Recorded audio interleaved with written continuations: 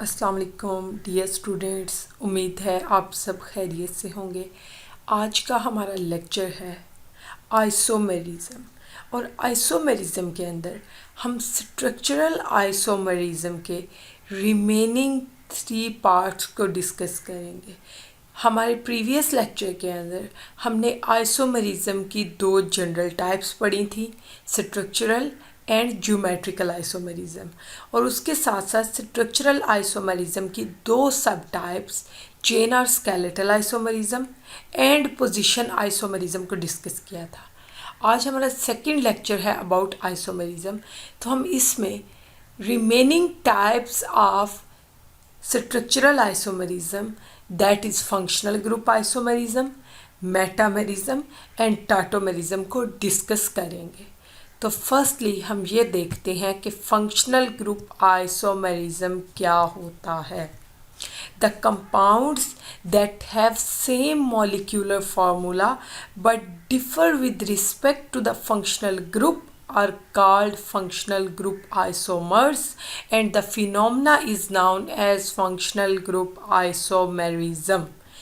वो कंपाउंड्स जिनका molecular formula तो सेम होता है लेकिन उनके अंदर मौजूद फंक्शनल ग्रुप डिफरेंट होते हैं। सेकेंड हम ये कह सकते हैं कि फंक्शनल ग्रुप की नेचर डिफरेंट होती है उन कंपाउंड्स के अंदर। तो उन कंपाउंड्स को हम फंक्शनल ग्रुप आइसोमर्स कहते हैं। वो कौन सी क्लासेस ऑफ कंपाउंड्स हैं, वो कौन सी पेयर क्लासेस ऑफ कंपाउंड्स हैं जो कि फंक्शनल ग्रुप आइसोमेरिज्म शो कर सकती हैं। मीन्स हम सबसे पहली एग्जांपल देखते हैं अल्कोहल्स एंड ईथर्स। इसका मतलब है कि अल्कोहल्स एंड ईथर्स के अंदर सेम मॉलिक्यूलर फार्मूला है लेकिन ऑब्वियसली एक के अंदर फंक्शनल ग्रुप अल्कोहलिक है और दूसरे के अंदर ईथर लिंकेज मौजूद है। सेम मॉलिक्यूलर फार्मूला के साथ 2 डिफरेंट कंपाउंड्स एग्जिस्ट कर रहे हैं। One is alcohols and the second one are the ethers. It means कि आपके पास अगर मॉलिक्यूलर फार्मूला सेम भी हो तो भी आपके पास 2 क्लासेस ऑफ कंपाउंड्स एग्जिस्ट कर सकती हैं due to difference in the functional group और due to functional group isomerism. Functional group isomerism की वजह से आप एक और एग्जांपल देखें, एल्डिहाइड्स एंड कीटोन्स। मीन्स अगर इन दोनों का मॉलिक्यूलर फार्मूला सेम हो सकता है लेकिन या तो आपके पास वो मॉलिक्यूलर फार्मूला एल्डिहाइडिक फॉर्म में एग्जिस्ट करता है या वो मॉलिक्यूलर फार्मूला कीटोनिक फॉर्म में एग्जिस्ट करता है। It depends upon the functional group isomerism. And the next one thing is carboxylic acids and esters। Means same molecular formula के साथ आपके पास वो चीज़ कार्बोक्सिलिक एसिड की फॉर्म में भी एग्जिस्ट कर सकती है इन द स्ट्रक्चर और वो ही मॉलिक्यूलर फार्मूला आपके पास एस्टर्स की शक्ल में भी एग्जिस्ट कर सकता है। तो इस चीज़ को मज़ीद समझने के लिए, क्लियर करने के लिए मैं आपको एग्जांपल दिखाती हूँ। अगर आपके पास एक मॉलिक्यूलर फार्मूला है C2H6O और आप इसके फंक्शनल ग्रुप आइसोमर्स को देखते हैं तो जनाब हमारे पास इसके 2 फंक्शनल ग्रुप आइसोमर्स एग्जिस्ट करते हैं। One is ethyl alcohol and the second one is di methyl ether. यहाँ पे हमें क्लियर कट नज़र आ रहा है कि अल्कोहल और ईथर इन दोनों के लिए मॉलिक्यूलर फार्मूला तो सेम है लेकिन ये 2 डिफरेंट क्लासेस ऑफ कंपाउंड्स हैं। कैसे? हम इनका स्ट्रक्चर देखते हैं तो आप ये देखें कि अल्कोहल्स के अंदर C यहाँ पे 2 कार्बन है। हाइड्रोजन्स को काउंट करें 3 हाइड्रोजन्स प्लस 2 हाइड्रोजन्स 5 हाइड्रोजन और इसके साथ लगा हुआ है एक हाइड्रोक्सल ग्रुप। मीन्स अगर हम हाइड्रोजन्स काउंट करें तो टोटल 6 हो जाते हैं, 5 + 1, और इसके साथ एक ऑक्सीजन है। मॉलिक्यूलर फार्मूला हो गया C2H6O लेकिन स्ट्रक्चरल फॉर्म क्या कह रही है? CH3CH2OH। The presence of hydroxyl group is responsible for this functionality that is alcohol. तो हमारे पास ये कंपाउंड क्या बन रहा है, क्योंकि ये हमारे पास सारे का सारा स्ट्रक्चर इथाइल का है, तो ये हमारे पास बन रहा है इथाइल अल्कोहल। उसके बाद नेक्स्ट स्ट्रक्चर आप देखें, डाई मिथाइल ईथर। कैसे, हमारे पास CH3 एक इस साइड पे मौजूद है, एक CH3 इधर मौजूद है, और ऑक्सीजन दरमियान में मौजूद है। अगर दो कार्बन्स के दरमियान ऑक्सीजन इस तरह से मौजूद हो तो ये जो लिंकेज डेवलप हो रहा है इसे कहते हैं ईथर लिंकेज। तो ये हमारे पास जो कंपाउंड है, this is di methyl ether. इस साइड पे भी मिथाइल ग्रुप है, इस साइड पे भी मिथाइल ग्रुप है, और यहाँ पे ईथर लिंकेज मौजूद है। This is di methyl ether. तो ये एग्जाम्पल हमें ये जाहिर करती है कि हमारे पास अगर मॉलिक्यूलर फार्मूला सेम हो तो भी two classes of compounds exist कर सकती हैं in case of functional group isomerism. तो हमारे पास टू क्लासेस ऑफ कंपाउंड है, one class of compound is named as alcohol and the other class of compound is ethers। इसके साथ ही हम नेक्स्ट एग्जाम्पल देखते हैं, functional group isomerism of C3H6O। एक चीज़ देखें, आपकी आसानी के लिए मैंने मॉलिक्यूलर फार्मूला का कलर चेंज कर दिया हुआ है। तो मॉलिक्यूलर फार्मूला में डिफरेंस कितना आ रहा है, यहाँ पे C2 है, H6O। तो नेक्स्ट एग्जांपल में C3H6O मींस फ़र्क सिर्फ एक कार्बन एटम का आ रहा है, बाकी एलिमेंट जो बाकी नंबर ऑफ एटम्स और एलिमेंट्स हमारे पास सेम हैं। तो हमारे पास इसकी एग्जांपल्स हैं जनाब, एक है एल्डिहाइड और दूसरी है कीटोन। पहले वाला हमारे पास एल्डिहाइड है, इसमें देखिए आप ये मिथाइल है, उसके बाद ये मिथाइलिन ग्रुप है, और उसके साथ ये एल्डिहाइडिक फंक्शनल ग्रुप है C double bond OH। This is aldehydic functional group. तो ये कंपाउंड हमारे पास बनता है प्रोपानल, क्योंकि एल्डिहाइड के नाम के एंड पे हमारे पास AL आता है। ये चीज़ हमने फंक्शनल ग्रुप केमिस्ट्री वाले लेक्चर में डिस्कस की थी। और टोटल 3 कार्बन है, तो प्रोपेन से इसका नाम डिराइव होगा, लेकिन नाम होगा propanal due to the existence of this aldehydic functional group.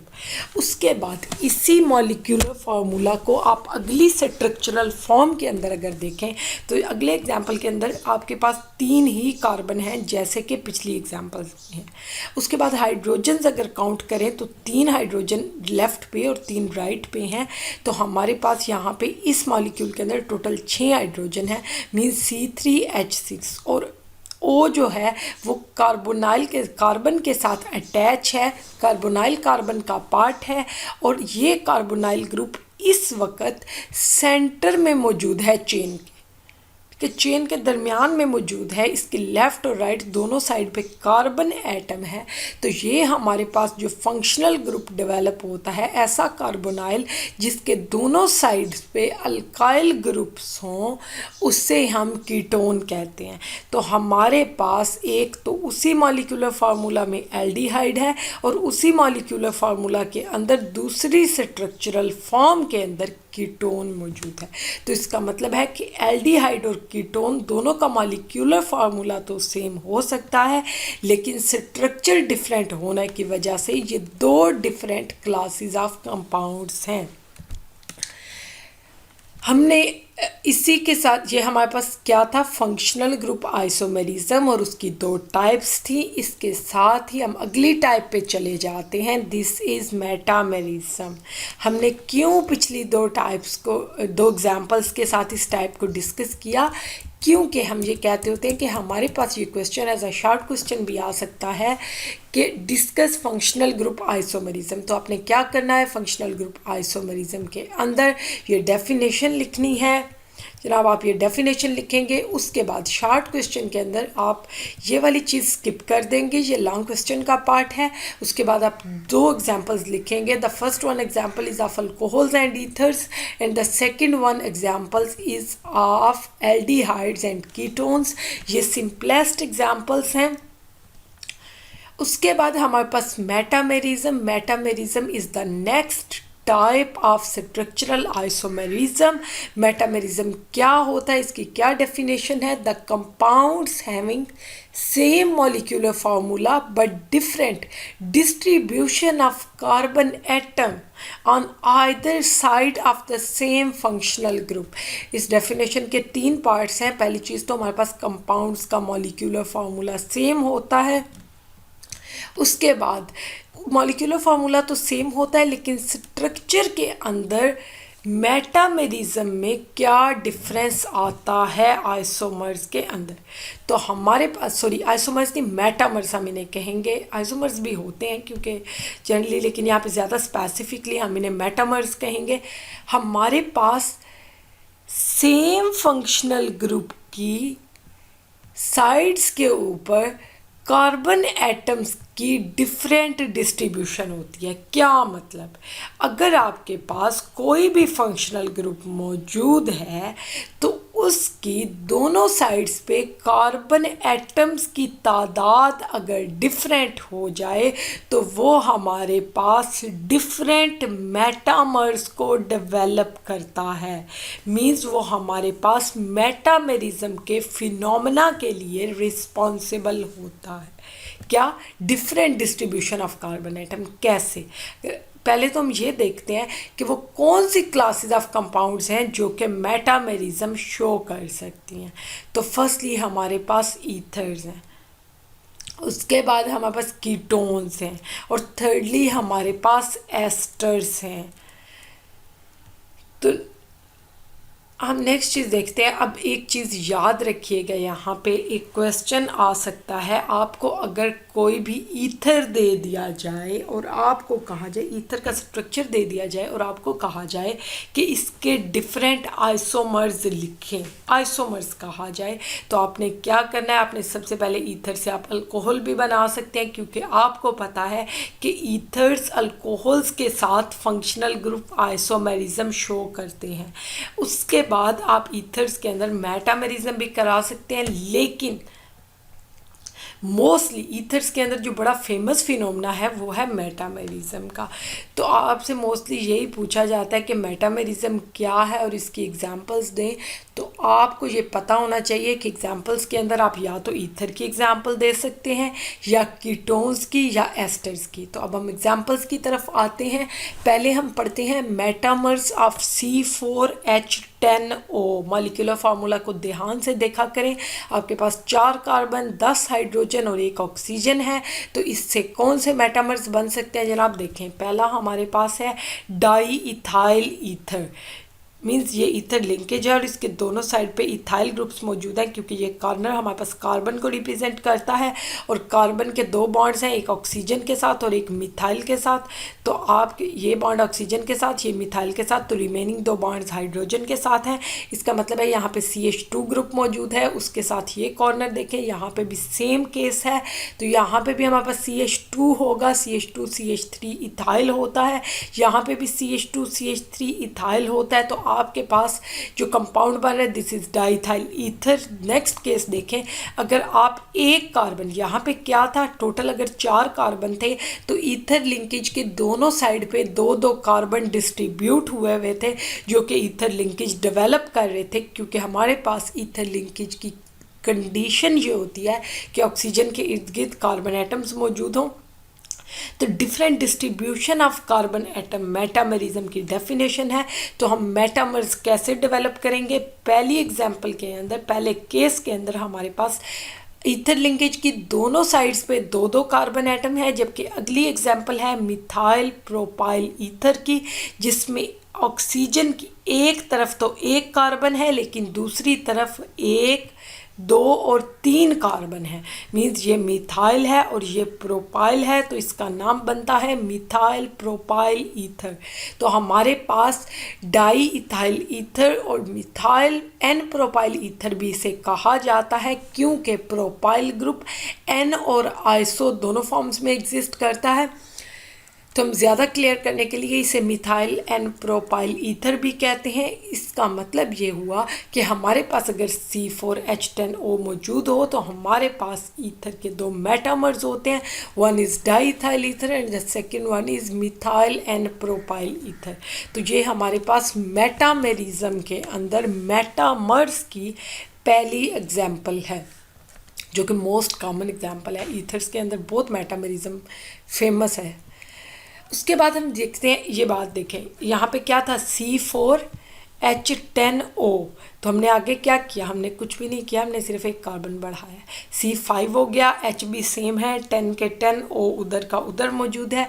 तो अगर हम इसके मेटामर्स देखें तो हमारे पास कौन सी फॉर्म्स आती हैं, तो हमने क्या पढ़ा था कि ईथर्स के साथ साथ कीटोन्स में भी मेटामेरिज्म पाया जाता है। तो यहाँ पे आप पहली एग्जांपल देखें, डाई इथाइल कीटोन, दरमियान में कार्बोनाइल ग्रुप है और दोनों साइड पे इथाइल ग्रुप्स हैं। तो ये हमारे पास डाई इथाइल कीटोन है, ठीक, दोनों साइड पे इथाइल और कीटोन है।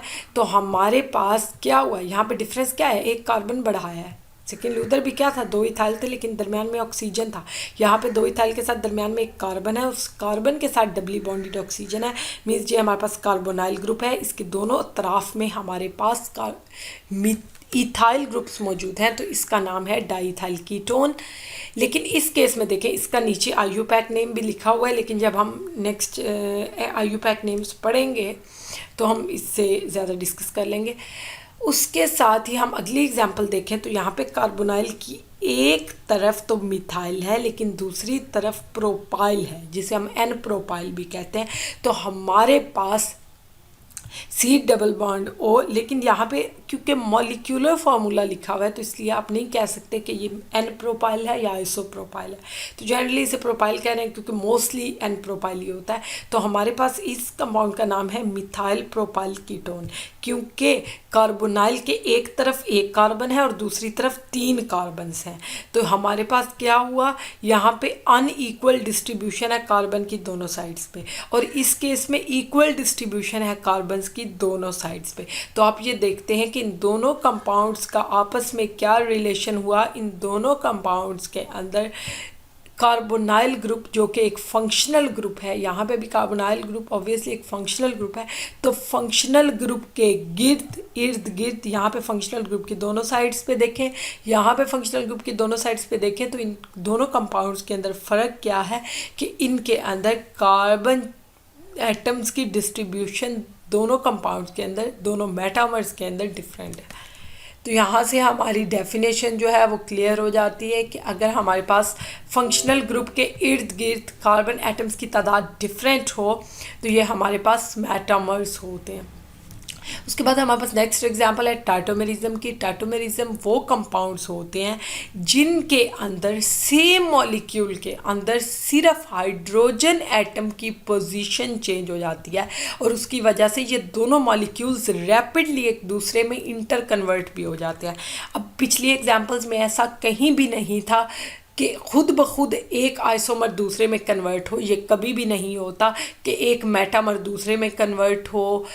तो लेकिन टाटोमर्स ऐसी चीज़ें हैं जो खुद ब खुद एक दूसरे में कन्वर्ट हो जाती हैं, मींस आप एक से दूसरा बना सकते हैं या खुद ब खुद बन जाता है।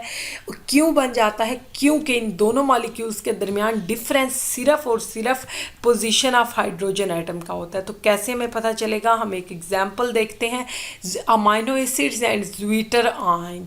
तो ज़्वीटर आयन क्या होता है, अमाइनो एसिड के अंदर अगर आयन ना बने तो ये नॉन ज़्वीटर आयनिक होता है, लेकिन अगर इसके अंदर ज़्वीटर आयन बन जाए तो ये ज़्वीटर आयनिक होता है।